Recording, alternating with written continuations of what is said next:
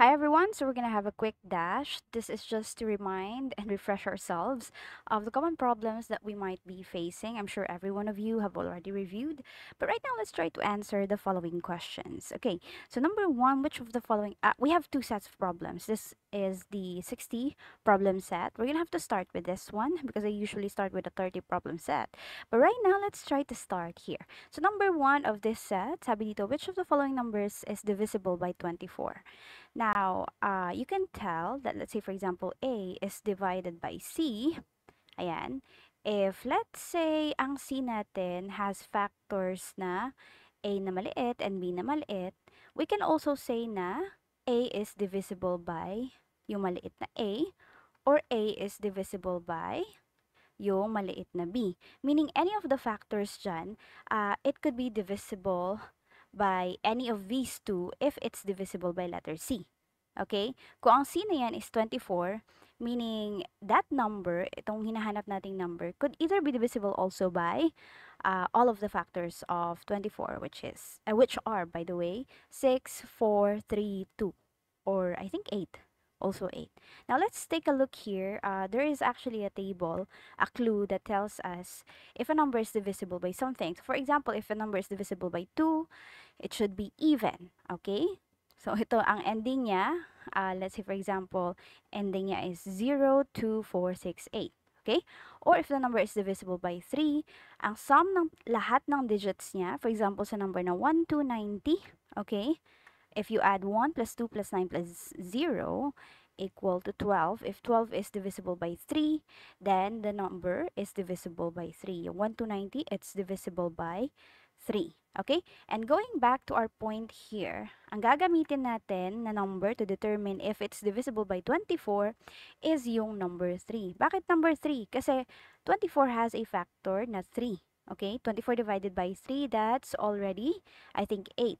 So if, let's say for example, this number is divisible by 3, there could be a chance that that number is divisible also by 24. Saka na tayo problema later for the other factors. Now let's try adding these digits. 1 plus 9 plus 2, this is already, I think it's 12. We have here, 12 is divisible by 3. 2 plus 6 plus 8, this is 8 plus 8, therefore plus 8. Diretso ko na lang ha. 2 plus 6 plus 8, this is already 16. 2 plus 4, that's 6 plus 8, that's 14. And 5 plus 9, that's 14 plus 6, this is already 20. So only letter A is divisible by 3. Therefore, the number that is divisible by 24 is ito, 192. Okay? Isa lang naman siya, so yun na yung sagot. Let's try number 2. Which of the following is a prime number? Now, ang definition natin ng prime number is dapat wala siyang factor. So, ang factor niya is yung sarili niya lang at saka yung number na 1. Again, sarili niya lang and yung number na 1. Now, ang ginagawa ko dito, ang tinitingnan ko is yung mga last digit. So, we have here number 7, 7, 9, and 1. So, maghahanap tayo ng any number since 2-digit naman yung pinakamataas na number natin, hindi 3-digit. Meaning, any 2-digit number below these numbers na nag-end sa 7, 9, and 1 na may mga factors. For example, number 27. 7 ang last niya, and yung factors niya is 3, and I think it's 9. Okay, 3 times 9. We have also here the number 49. That's 7 times 7. Ano pa ba yung mga numbers na? Oh yeah, we have 21. This is, I think, 3 and 7. And then, I think we have 51. I forgot yung sa 51 kung ano to siya. I think it was 13. Let me just check. 13 and 13, that's 65. 65 ang 13 times 5. We have 13, this is 2, this is 42. No, I think it's not this one. Okay, so let's try ito lang muna. Okay, ito lang muna yung try natin. Now, may mga common sa kanila, which is yung 3, tsaka 7.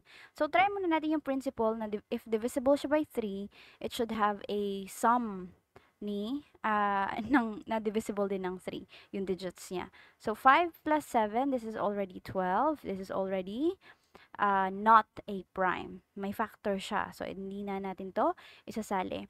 Ang 8 and 7, this is 8 plus 8 minus 1. So, that's 15. 15 is divisible also by 3. So, hindi na rin. We have here numbers. And then 9 plus 1 is 10. 8 times 9 is 8 plus 8. 8 times 9. 8 plus 8 is 16 plus 1. This is already 17. So, may dalawa tayong pwedeng pagpilian. The 91 and the 89. So, ang pinakamadali kasi sa akin, ito may mga numbers na 1. So, try ko if yung 91 is divisible by, ito, 1 man ang last nito, 1 din ang last nito. So, try ko if it's divisible by 7. Okay? So, 91, siguro, ano lang, long division. Okay na to. We have 7, 7. Ilang 7 meron sa 9? We have 1. So, 1 times 7 is 7. Minus mo siya. This is already 2. 21. Nakita mo na yung 21. Meron na siyang factor. Ito yun, oh. Meaning, hindi na ito yung sagot. So, kahit na hindi mo isolve yung letter C, alam mo na yun yung sagot niya. So, letter C, number 89, is a prime number. Wala siyang ibang factors. Let's move on sa number 3. Sabi dito, 71, okay, basahin natin yan, 71, and, okay. Ang and, usually ibig sabihin ng and na word sa mga decimal system is period, okay? Period yan siya. 71 and 21, okay, nakalagay dito, and 21 ten thousands. Ang ibig sabihin yan is 21 yung numerator natin, and then 10,000 yung nasa baba. Okay, this is 10,000. Ilan ang zeros niya? 1, 2, 3, 4. Bilangin mo yung zeros, okay? Kasi ang ibig sabihin yan, galing dito sa decimal natin, lagyan natin ng ibang color. Galing dyan sa decimal natin, we have 1, 2, 3, 4. Dito yung pinaka-last na number, we have 2, 1, 0, 0. Okay? Yan yung ibig sabihin yan. So, the answer is letter B. Okay? So, 21 10,000s, 21 thousands. Yan. Kung ano man yung may TH dito, yan, 21, meaning yun na yung, yun na yung last number sa numerator. Kasi naka-1 na siya, 21. And then yung kasunod niyan, 10,000s, yun yung denominator. And then you try to transform that into a decimal. Okay? So, may unit number, may decimal numbers. Let's move on into number 4. Now, number 4, we have your 1/3 plus 5 over 6 plus 1/2.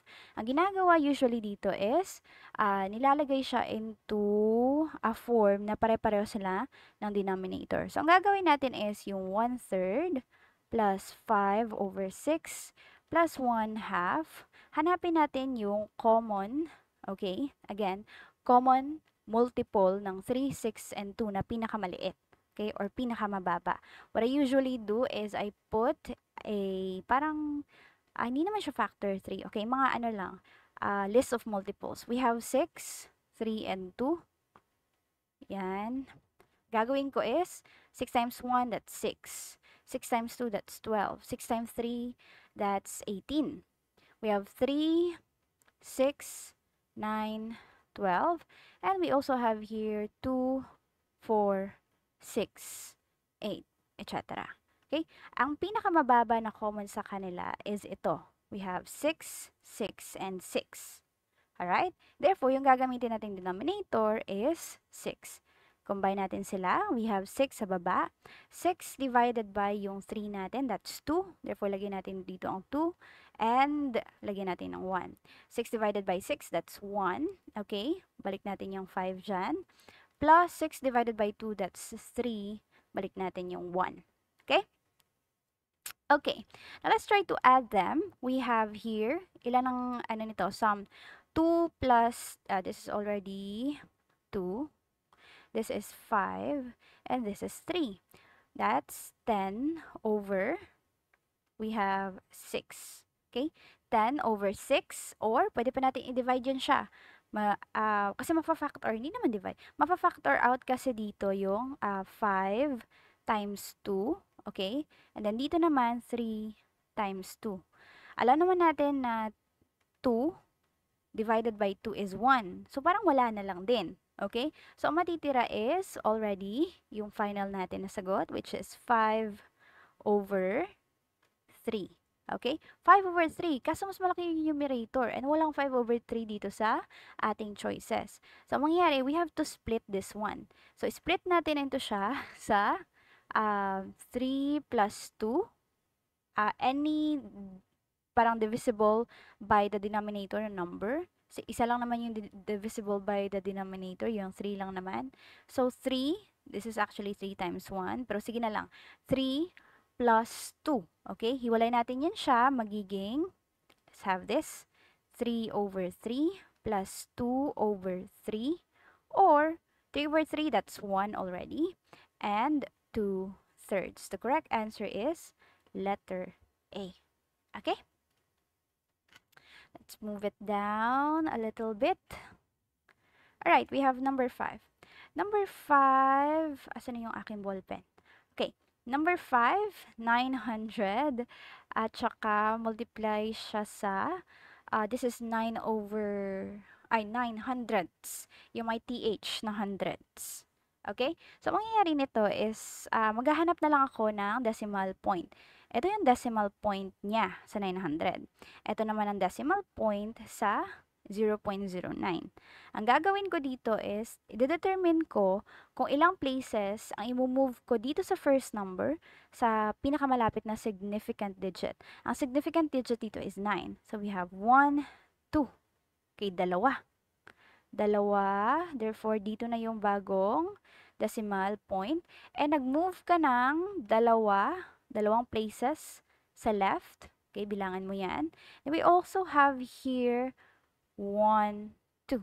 Kasi dito yung pinaka malapit na significant number.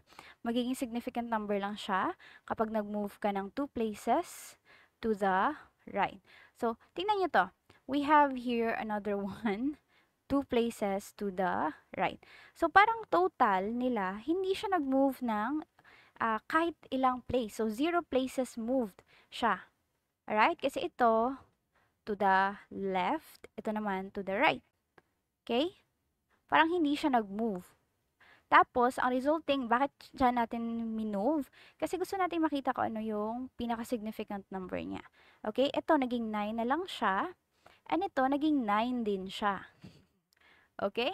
So, ang resulting number natin is 9 times 9 equal to 81. Now, usually, kino-consider pa natin yung mga total net places na na-move siya. So, for example, if dito 2, dito 3, so meron siyang 1 excess, 1 movement sa right pa dapat. So, mag-move pa tayo ng isa sa right.